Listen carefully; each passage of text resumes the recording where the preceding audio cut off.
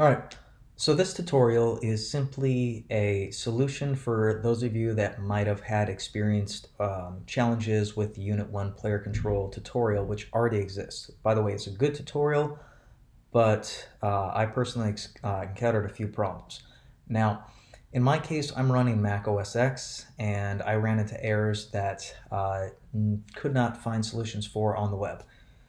So, and I also wanted to be able to go through this tutorial using the newest version of 2019 during the current state. Also possibly for developing on the next version of Unity as well. So first off, what you'll want to do is you're going to want to download the Unity package assets that's normally accessible through the asset store, but we're going to download the zip version, which I will provide a link for. Also, at this point, I presume you've already gone ahead and downloaded and both installed the Unity Hub along with the Visual Studio. Visual Studio Community Edition is what I'm using for this development. So I will provide links for all of those. Go ahead and click on the tutorials material and then click on the direct download link. Now I've already gone ahead and downloaded this myself, so I'm going to click on cancel, but you'll want to click the save file, obviously. Once it's saved, go ahead and load up your File Explorer, whether you're in Windows or you're in Mac, and then extract the zip file you downloaded. For Mac users, we simply double click and the zip file will extract. Next, go ahead to your Unity Hub and create a new project. For this project, you're going to want to set it as 3D, and then what I found is best is I'm going to name it the same as the tutorial or the original tutorial defined it as. I have a different location where I'm saving it, but likely I'm going to call it Prototype 1, and then click Create. And then I'm going to wait for that to load and set up my development environment.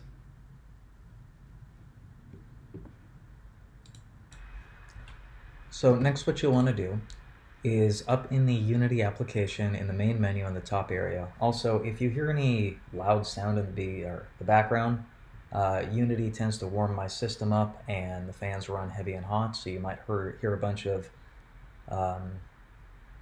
white noise in the background, I guess.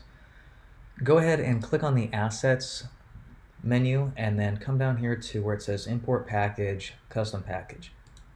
Then in the directory where you downloaded your zip file and extracted it, find the asset that was downloaded, select it, and click Open. Now wait a second for all the assets window to pop up. We're going to want to select everything excluding the scenes directory. So uncheck that because this was developed in 2018 and it may cause issues for those of you developing in the 2019 version or newer than the 2018 version that it was developed in. Go ahead and click on Import. Wait for the assets to import, and then notice here in the project window where it says Asset Scenes, we now get Course Library, which displays all of our assets.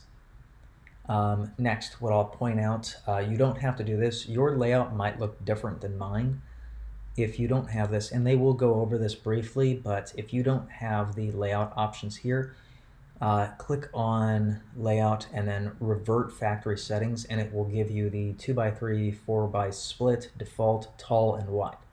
So what you'll want to first do is select tall, and then what I've done is I've come over here, which they explain in the original tutorial, click on the 3 buttons, and then change it to 1 column. Again, you don't have to do this. This is an option. I've actually adapted to enjoying this. And then I'm going to use my left clicker on my mouse button to hold the game view, drag it down until it's locked down below.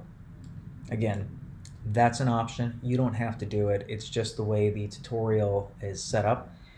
And that is what I actually have set for this one.